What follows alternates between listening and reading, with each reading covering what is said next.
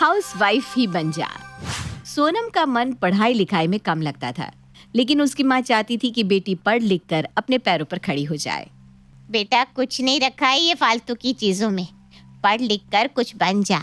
पैसे कमाएगी तो तेरी कीमत रहेगी सबकी नजर में, नहीं तो नौकरानी बनकर रह जाएगी। क्या करूँ माँ, मेरा पढ़ने में मन ही नहीं लगता। तू कुछ ऐसा बताना कि मेरी कीमत भी बनी रहे और मुझे पढ़ाई भी ना करनी पड़े। माँ को सोनम की बात सुनकर गुस्सा आता है। वो सोचती है कि कैसे इस लड़की को समझाए कि पढ़ाई की कीमत क्या होती है। तभी उसे एक आइडिया आता है।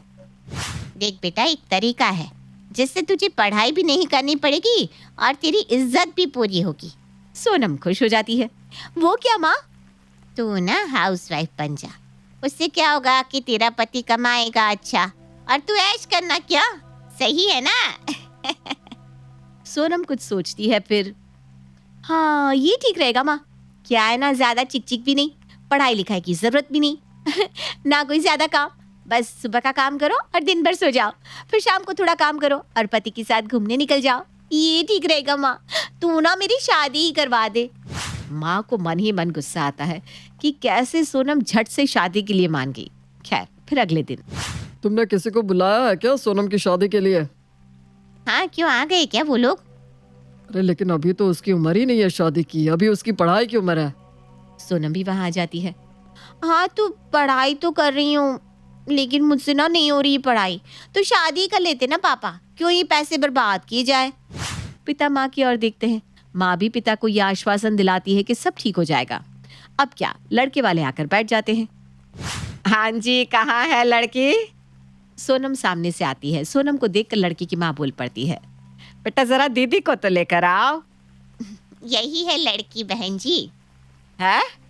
अरे जेल करवाओगी क्या? ये तो छोटी है। लग रही है, लेकिन अभी 18 की हो गई है। हाँ, लेकिन 18 में कौन करता है लड़की की शादी? इसे तो पढ़ाओ लिखाओ। अरे वक्त बर्बाद कर दिया आपने हमारा। लड़के वाले उठकर चले जाते हैं। मैंने कहा था ना, ये इसके पढ़ने लिखने का वक्त है। हाँ है तो, लेकिन सोनम का मन पढ़ाई में है ही नहीं, तो मैं क्या करूं? उसे हाउसवाइफ बनना है, क्योंकि उसमें ना कुछ पढ़ना लिखना है ना ही कोई काम। क्यों सोनम? हाँ माँ, कोई ना, तू मेरे लिए दूसरा लड़का देख। वैसे भी ये लड़का कम अंकल ज्यादा लग रहा था। अरे तेरी उम्र के लिए तो सभी अंकल ही है। खैर, सोनम मुंह बनाकर चली जाती है। उसके जाने के बाद पिता हैरानी से माँ की ओर देखते हैं। क्या लगता है हाउसवाइफ बनना इतना आसान है क्या? तुम खुद घर संभाल रही हो, तुम जानती हो। अरे लेकिन सोनम को कौन समझाए? इकलौती बेटी है हमारी, अगर ये भी नहीं पढ़ेगी तो हम लोगों का सपना सपना ही रह जाएगा। इसीलिए इसे अकल सिखाना जरूरी है। आप ना बस मेरा साथ दो। अब रोज कोई ना कोई सोनम को देखने आता, लेकिन कभी उसकी उम्र तो कभी पढ़ाई लिखाई का हवाला देकर शादी करने से इनकार कर देता। मेरा लड़का लाखों में कमाता है, कैसे इस छिपकली से लड़के से शादी कर ले हम? जा रहे हैं, नमस्ते। लड़के वालों के जाने के बाद, माँ क्या करूँ, कोई मुझसे शादी करने को तैयार ही नहीं हो रहा। मुझसे तो पढ़ाई नहीं होगी। माँ कुछ करना शादी के लिए। हाँ बेटा, कोशिश तो कर ही रही हूँ, और क्या कर सकते हैं बेटा? तभी पिता आ जाते हैं। मेरे पास एक रिश्ता है, लेकिन लड़के की माँ काफी गुस्से वाली है। वो कह रही है कि पहले वो सोनम को अपने घर में 4 दिन रख कर देखेगी। अगर सोनम बहू के रूप में हर काम में फिट रही तो ही शादी के लिए हाँ करेगी। बोलो मंजूर है?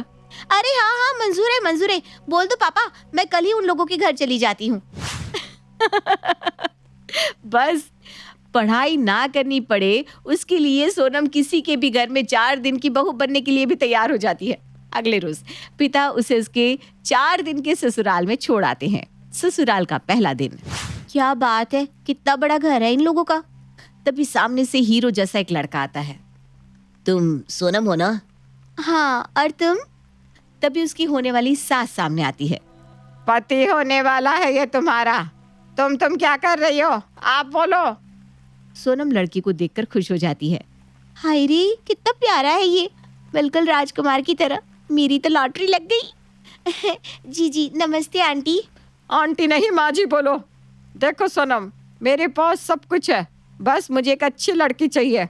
वैसे तो इस घर में नौकर चाकर सब है, लेकिन फिर भी मैं चाहती हूँ कि मेरे घर की बहू को सब कुछ आना चाहिए। क्यों नहीं, सही बात है भाई। बहू को वैसे भी क्या चाहिए, सोने के लिए रात तो होती है, लेकिन घर का काम होता है, थोड़ा बहुत काम तो कर ही लेना चाहिए बहू को। सास सोनम की ओर देखती है।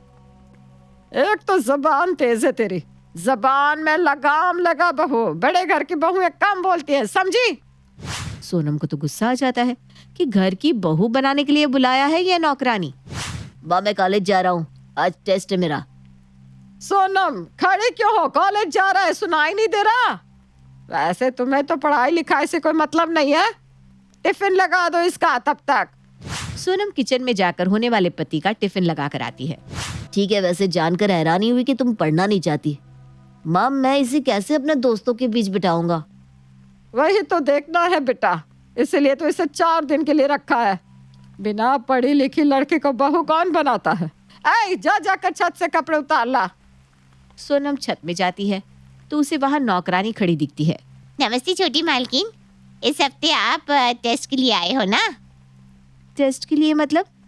वो क्या ना मालकिन हर हफ्ते किसी ना किसी लड़की को घर में बहू बनाने के लिए टेस्ट में रखती है। लेकिन क्या? वैसे कितनी पढ़ी लिखी है आप? 12वीं। क्यों? फिर उसके बाद पढ़ना होता तो क्या यहाँ बहू के टेस्ट के लिए आती मैं? तू भी ना यार कुछ भी। मैं भी 12वीं में थी ना, तब टेस्ट के लिए आई थी। बहू तो नहीं बन पाई, लेकिन कुछ साल बाद पता चला कि जीवन जीने के लिए पैसे कमाने कितने जरूरी है। कोई और तो काम नहीं दे रहा था तो इस घर की नौकरानी ही बन गई। सोनम को तो इस बात से झटका ही लगता है कि हाय रे, क्या ऐसा भी होता है? सोनम नौकरानी से बात कर ही रही थी कि सास चिल्ला कर बोलती है। अरे क्या नाम है नई लड़की का, क्या करने लग गई छत पर? सोनम भाग कर नीचे आती है। ये सारे कपड़े अच्छे से प्रेस करके तय लगा दे, समझी? सोनम से उसकी होने वाली सास सारा दिन काम कराती, रात को पैर भी दबवाती और जमीन पे सुलाती। सोनम इतनी थकी होती है कि अगली सुबह उसे उठने में देर हो गई। क्या बात है? क्या देर हो गई उठने में? अरे एक तो अनपढ़ गवार, ऊपर से सोना पसंद है। अरे तुम क्या ही किसी के घर की बहू बनोगी? सोनम फटाफट सोकर उठती है। वो बाहर कमरे में जाती है तो सामने उसका होने वाला पति टेनिस खेल रहा था। शिट, तुम अब उठी हो यार, तुम तो आलसी भी हो, ऐसे कैसे होगा? माँ प्लीज भगाओ ना इसे यहाँ से, मैं इस पर अपने पैसे बर्बाद नहीं करूंगा। सोनम को लड़की की बात पर गुस्सा आता है। ओए सुनो, भगाओ से क्या मतलब है? ऐसे वैसे घर की नहीं हूँ, मेरे पापा भी अच्छा कमाते हैं, समझे? तभी उसकी होने वाली सास आ जाती है। हाँ तो तेरे पापा की हम बहुत इज्जत भी तो करते हैं, उन्हें नहीं भगा रहे हम, और कमाते तो तेरे पापा है, तू नहीं समझी? माँ ऐसी लड़की से कौन शादी करेगा जो ना कमाती धमाती है और ना ही पढ़ी लिखी है और ना ही समाज में उसे कोई जानता भी है। इसका तो अपना कोई अस्तित्व है ही नहीं, किसी की बेटी किसी की बीवी ही बनना है इसे। अरे जो लड़का तुमसे शादी करेगा वो भी तो ये समझेगा ना कि किसका पति है वो। सोनम को लड़की की बात सही लगती है। वो समझ जाती है कि उसे भी अपनी पहचान बनाना जरूरी है। और हाँ, हम नहीं बना सकते तुझे अपने घर की बहू, तो अभी आप यहाँ से जा सकती हैं। तभी वहाँ वो नौकरानी भी आ जाती है। आप परेशान ना होना, अगर फिर भी कोई शादी ना करे और कहीं पैसे कमाने लायक भी ना हो ना, तो मालकिन आपको यहाँ नौकरानी के रूप में रख ही लेगी। पूरी 2000 देती है महीने का। अरे रखो 2000 तुम। और हाँ, तुम्हारी लड़की को जरूरत हो ना कभी पैसे की तो आकर ले जाना मुझसे। बड़े आए इस घर में 4 दिन क्या 4 मिनट ना रहूं मैं। अरे औरत, मेरा बैग घर भिजवा देना। पूरी अकड़ के साथ सोनम वहां से निकल जाती है। सोनम की होने वाली सास सोनम के पापा को फोन करती है। भाई साहब, लगता है आपकी बेटी को पढ़ने की इच्छा जग गई है। जैसा आपने कहा था हमने वैसा ही नाटक किया और वो सफल भी रहा। शुक्रिया भाभी जी, आप लोगों का परिवार हम लोगों के लिए हमेशा फैमिली रहा है। लगता है वो आ गई, मैं बाद में बात करता हूँ आपसे। सोनम तन तनाती हुई घर आती है। अरे क्या हो गया बेटा, तुम तो 4 दिन के लिए गई थी ना? अरे बेटे, बड़ी मुश्किल से कोई तैयार हुआ था, अब कौन करेगा तुमसे शादी? तुम तो। माँ की बात सोनम बीच में ही काट देती है। माँ मैं पढ़ूंगी लिखूंगी, खुद के पैरों में खड़ी होंगी। माँ ना हाउसवाइफ एक अच्छी बात होती है, लेकिन मैं घर के साथ साथ अपनी जिंदगी को भी संवारूंगी। शादी का प्लान कैंसिल। और हाँ माँ, अब लड़के नहीं, मैं लड़कों को चूज करूंगी, समझिए आप? सोनम ये बोलकर वहां से निकल जाती है और पीछे से माता पिता खुश हो जाते हैं। सौतेली सास।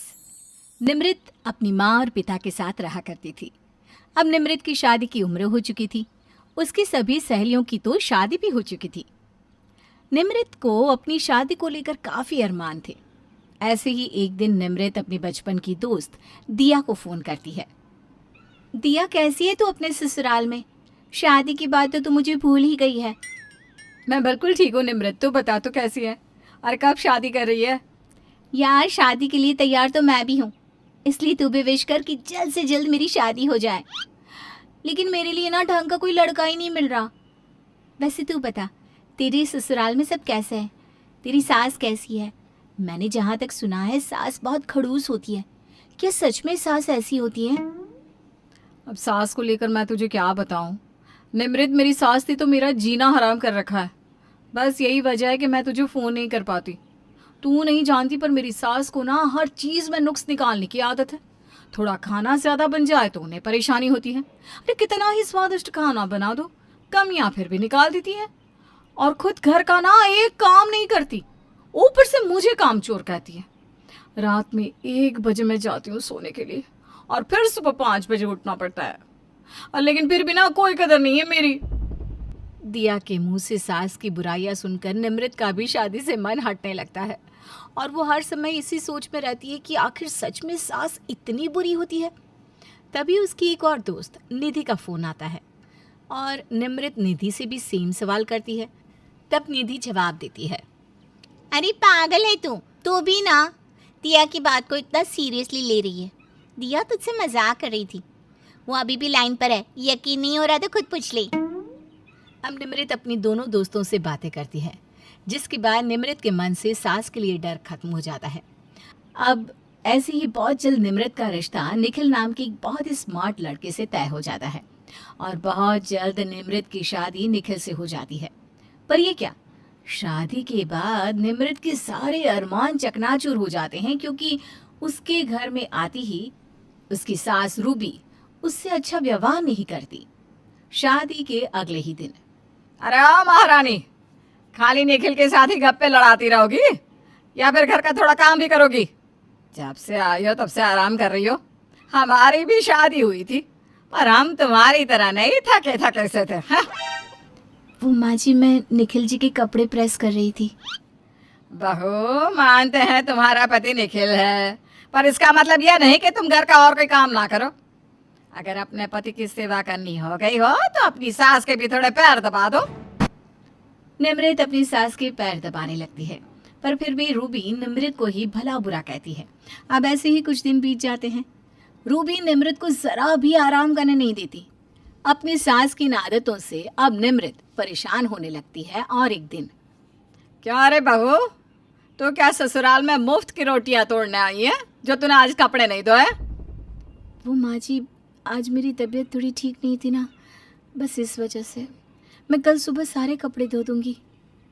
ये सुनकर रूबी उसका हाथ पकड़कर मोड़ देती है और उसे धमकाते हुए कहती है, बहू, अगर तेरी जगह मेरी सगी बहू होती ना तो भी हम उसके साथ यही करते।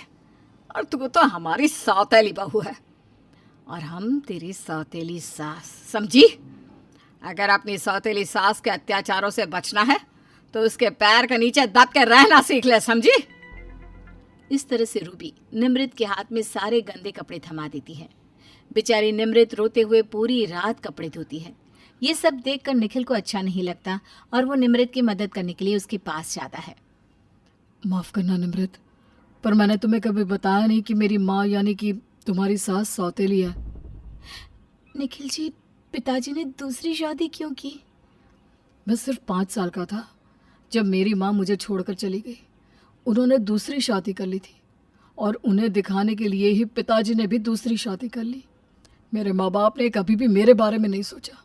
मेरी सौतेली माँ मुझसे नफरत करती है क्योंकि उनकी खुद की कोई संतान नहीं हुई। मुझे माफ़ करना निमृत, मैं चाह कर भी तुम्हारी कोई मदद नहीं कर सकता। अगर मैंने तुम्हारी मदद की तो माँ फिर से तुम्हें कोई नई सज़ा दे देंगी। निखिल जी, सज़ा तो मुझे मिल ही रही है शादी करके। मैंने सोचा था सास माँ समान होती है, पर आज मेरी सारी गलतफहमियां दूर हो गई। और उससे भी ज़्यादा दुख मुझे इस बात का है कि आप सब जानते हुए भी कुछ नहीं कर रहे। मैं जानता हूँ निमृत, पर मेरी मजबूरी है। निखिल निमृत से बात कर ही रहा होता है कि तभी उसे रूबी के आने की आहट आती है और वो जल्दी से वहां से अपने कमरे में चला जाता है। निमृत सारे कपड़े धोकर जैसे ही अपने कमरे में जाने लगती है, वैसे ही रूबी निमृत को अपने कमरे में बुला लेती है और कहती है, क्या बहुरानी, बहुत नींद आ रही है या फिर पति की याद आ रही है? पर क्या करे, अब तुझे सौतेली सास जो मिली है उसे भी तो देखना पड़ेगा। बेचारी मेरी बहू, जब से शादी हुई है पति के साथ टाइम ही नहीं मिलता बात करने का। क्या? माँ जी, मैं सिर्फ अपने पति के लिए ये सब कर रही हूँ, वरना आप जैसी सासों को सीधा करना मुझे आता है। मैं नहीं जानती कि ऐसी क्या बात है जो निखिल जी आपके खिलाफ नहीं जाते। निमृत इतना बोलती ही है कि तभी रूबी निमृत के बाल पकड़ लेती है और उससे कहती है, तो फिर मेरी प्यारी बहू, जैसे तेरा पति गूंगा और अंधा बना बैठा है, वैसे तू भी गूंगी और अंधी बन जा। अगर ज्यादा मुंह चलाया ना तो जुबान काट लूंगी। इतना बोलकर रूबी वहां से चली जाती है। पर अब निमृत अपनी सौतेली सास का और अत्याचार सहना नहीं चाहती थी, इसलिए वो अपनी सास के खिलाफ आवाज उठाने की सोचती है। साथ ही वो अपने पति को भी अपनी माँ के खिलाफ बोलने के लिए कहती है, निखिल जी, मेरे बहुत अरमान थे। अगर मुझे शादी से पहले पता होता कि मेरी सास ऐसी होगी तो मैं ये शादी ही नहीं करती।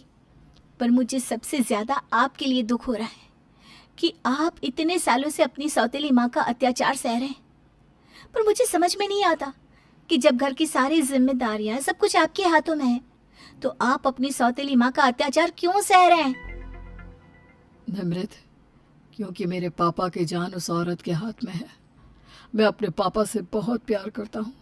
अगर मैं अपनी सौतेली माँ के खिलाफ गया तो वो मेरे पापा को मार देगी, और आज मेरे पापा की जो हालत है वो उन्हीं की वजह से है। अच्छा, तो ये बात है, यही है उस औरत का राज। कोई बात नहीं, अब उसको उसके किए की सजा जरूर मिलेगी। उसको उसके कर्मों की सजा कोई नहीं दे पाया ना, लेकिन अब बस बहुत हुआ। मैं उस औरत को उसके किए की सजा दूंगी। लेकिन तुम ऐसा क्या करोगे निमृत? वो सब मुझ पर छोड़ दीजिए निखिल जी। अब मैं आपको और अपने पापा जी को उस औरत का और अत्याचार नहीं सहने दूंगी। बहुत हो गया। अब जैसे ही निमृत को अपनी सौतेली सास के बारे में पता चलता है, वो बिना कुछ सोचे समझे अपने विकलांग ससुर को अपने मायके भेज देती है और रूबी के खिलाफ कंप्लेंट दर्ज करवा देती है, जिसके बाद रूबी की सारी चालाकी धरी की धरी रह जाती है और पुलिस उसे गिरफ्तार करके उसके किए की सजा देती है।